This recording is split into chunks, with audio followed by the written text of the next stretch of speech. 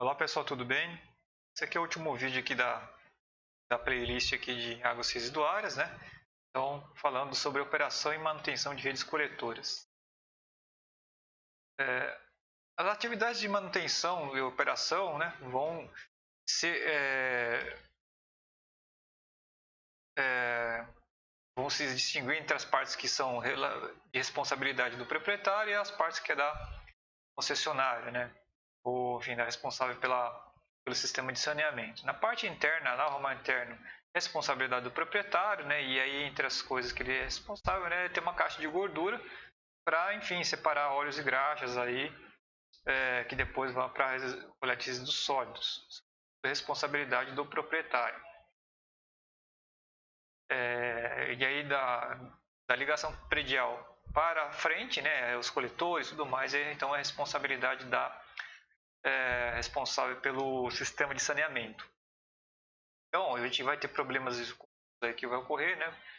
Falei acho que bastante aqui nas aulas, né? Entupimentos, frustrações também nas tubulações, vazamentos, acúmulo de gases tóxicos, riscos de explosões, ligações e despejos clandestinos. Entupimentos aí vão ser causados pelo entrada de materiais indevidos, né? Então tem cigarro, cotonete, fralda, fio dental, cabelo, absorvente, preservativo, algodão, gás e enfim, né? A sorte é que aí vai longe. Passagem de materiais aí que pode estar presentes e causando entupimentos. A incrustação, ela também vai impedir a passagem do esgoto, né? E aí no caso que ela vai ser causada, né, pela presença de gordura, mais combinada com a alcalinidade, né? Que aí vai formando essas crostas que vão se pulando nas paredes das tubulações. E aí isso aqui está relacionado, por exemplo, né, que eu tinha mencionado antes, da questão de caixa de gordura nos prédios. Né? Então, quando você não tem a caixa de gordura, chega essa gordura na rede coletora e acaba sendo incrustada nas paredes. Em relação aos vazamentos, o que a gente vai ter de problemas relacionados são principalmente a parte de corrosão de tubulações e juntas mal executadas. Além também, em outros casos mais esporádicos aí, questões aí sobre enfim, obras aí, e aí mexendo no subterrâneo, transmissão aí de impactos aí em vias de alto tráfego, né, que também eventualmente poderiam estar relacionadas, né? Mas isso também quando você tem erro de projeto. Outro problema aí que eu havia comentado com vocês é a corrosão em tubulações de esgoto, né? Ela está relacionada com a geração de gás sulfídrico, né, o H2S. E aí, vou explicando um pouco mais aqui as reações, né? Isso aqui, bom, primeiro, né, o sulfeto, só lembrando, reforçando, né, o sulfeto ele vai ocorrer na condição anaeróbia, na ausência de oxigênio. E aí, quando você tem em situações que você tem, enfim, o esgoto já tem pouco OD, né, oxigênio dissolvido. E aí você tem condições que favorecem a formação, por exemplo, de um biofilme. Você tem um biofilme mais espesso, por exemplo, você vai ter a formação, você vai ter condição anaeróbia e aí, consequentemente, o risco de ter a geração de gás sulfídrico. Então, velocidades baixas, você tem uma OD menor, né? E aí essas condições propícias. Né? Então, o que vai ocorrer lá no limo, né? E aí isso aqui vai ocorrer principalmente quando você tem espessuras de limo maiores que 3 milímetros. Quer dizer, enfim, velocidades baixas ela pode ser 3 milímetros, enfim, aí quanto mais espesso, né, mais propício à condição anaeróbia. Outras coisas também que favorecem, né, você tem o depósito de areias, né, e também combinado com velocidade baixa, né. E aí, né, gente, então, uma situação aqui estética lá, então você tem aqui a formação dos sulfetos, né. Esses sulfetos então são volatizados dentro do ambiente aqui do coletor, né. E ele se condensa então na parte superior do coletor. Então aí você vai ter que aí você tem mais o oxigênio da atmosfera aí da seção da população, mais o H2S, né? E isso daqui ele vai passar pela combinação aqui, né? H2S mais o oxigênio, ele vai virar H2SO4, ou seja, ácido sulfúrico, levando a corrosão de materiais aqui, então corrosão do concreto, até chegar um momento que ele vai atingindo aqui o aço, né? E aí, se você tiver uma tubulação de concreto, que você, enfim, vai descascando que essa capa de concreto. Depois você chega no aço. O aço é a parte que dá resistência à tração. Uma vez que você perde essa resistência à tração, todo o material que vai tombar e aí você tem um desmoronamento da tubulação.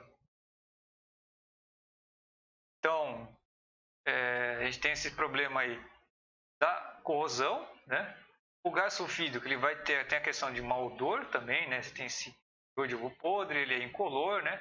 E ele é mais pesado que o ar, então a gente vai ter um problema também de se acumular em ambientes mais baixados, né?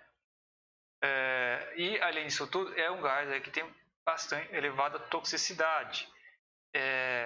Concentrações de 0,2% no ar, ele vai ser fatal a seres humanos. Então, ele atua aqui nos parte do sistema nervoso central, a pessoa desmaia, né? Se ficar nesse ambiente aí, o dano é irreversível, né? E, enfim, concentrações maiores ainda ele é explosivo, né? Então, é um gás que requer muito cuidado quando você tem os operadores adentrando em ambientes que possa ter elevadas concentrações. Então, é necessário um cuidado com o uso de EPIs, máscaras, né? Garantir a circulação de ar para evitar o acúmulo de gás sulfídrico. Então, aqui, ó, os efeitos, né? Dor de cabeça, náuseas, irritação dos olhos, paralisia do sistema respiratório, desmaios e, enfim, morte. Outras coisas que podem causar riscos de explosões, né? Além do próprio gás sulfídrico em elevadas concentrações, né? A gente vai ter o próprio metano, biogás aí, né? Te lembra ali da condição anaeróbica, né? Gera-se CO2 e metano, CH4, que é um gás inflamável, né? Então, ele pode estar gerando aqui riscos de explosões dentro da rede coletora de esgoto, além também de eventuais infiltrações de vapores de gasolina quando você tem vazamentos de poços de gasolina, né? Ou vazamentos de redes de gás natural também. Aí a gente vai ter os problemas também com ligações clandestinas, ligações, né, de galericia de águas pluviais, né?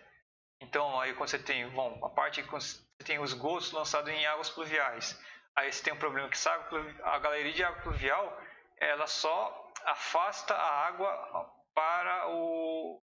Ela só afasta a água, não vai ter o tratamento, né? Então você vai ter problema de poluição de corpos d'água.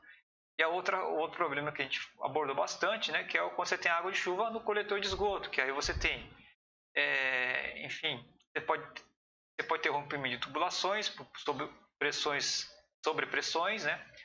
Você também vai ter o carregamento de areia, sólidos, né?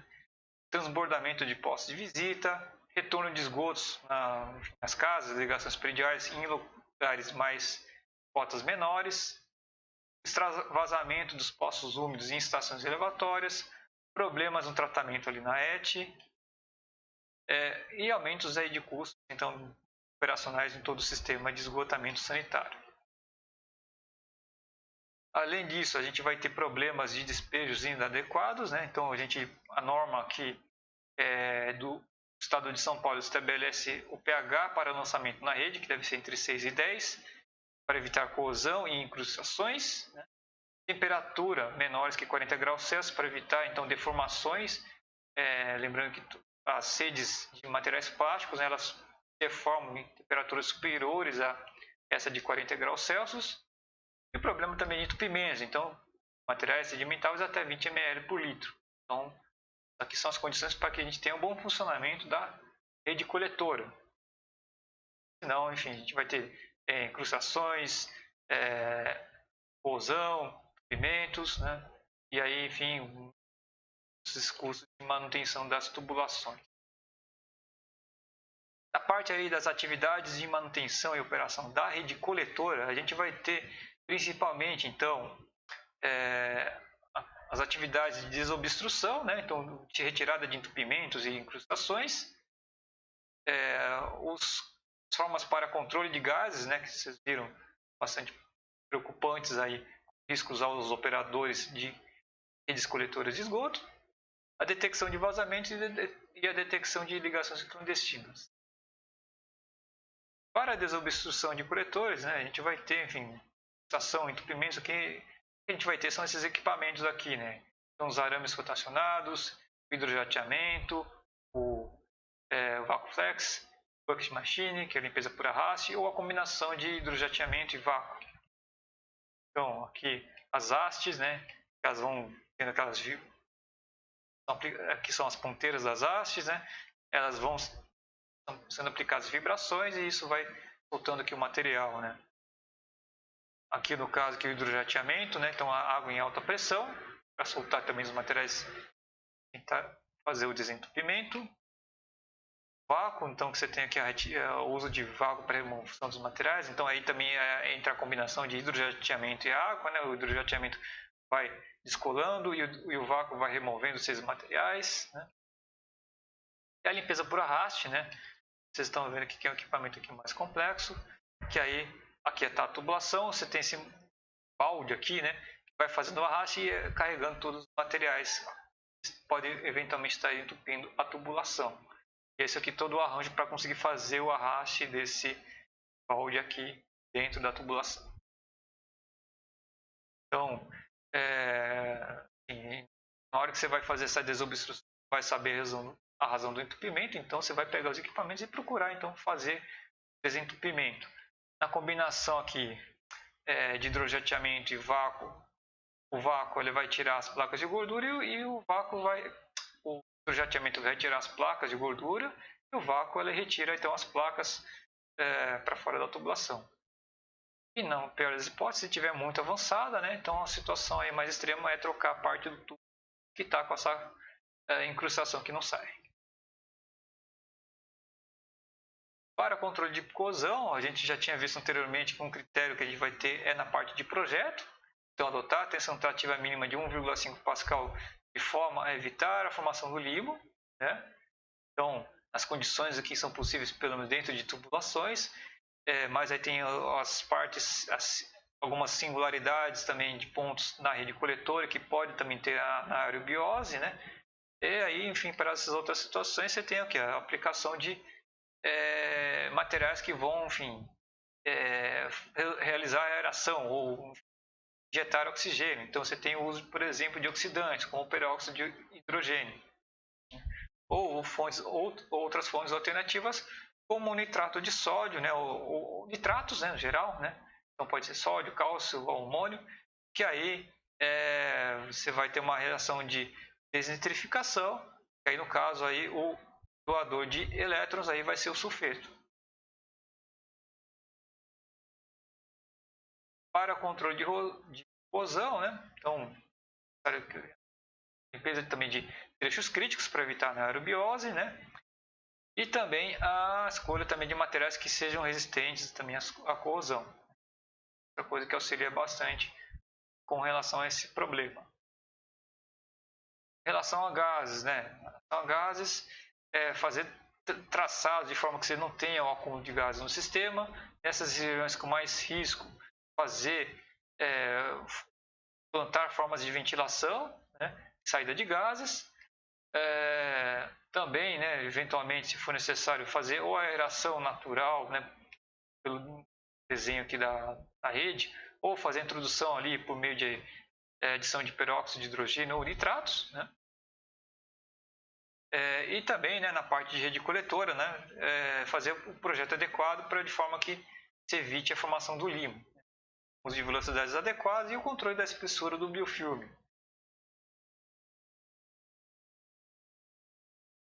Em relação a vazamentos, né, o esgoto praticamente ele tem uma particularidade que a detecção não é tão fácil, né?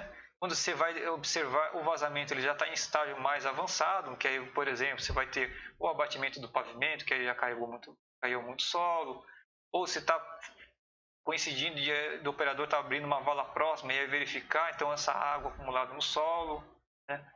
Ou quando você tem um lençol freático já contaminado, né? Só que nessa situação também fica bem difícil de localizar exatamente o ponto. Outra forma, né? Então, verificação de redução da lâmina d'água em um determinado posto de visita. Também, de novo, é difícil de localizar o ponto, né? Mas você consegue saber que na região aí onde está esse posto de visita tem algum vazamento pela redução da lâmina d'água.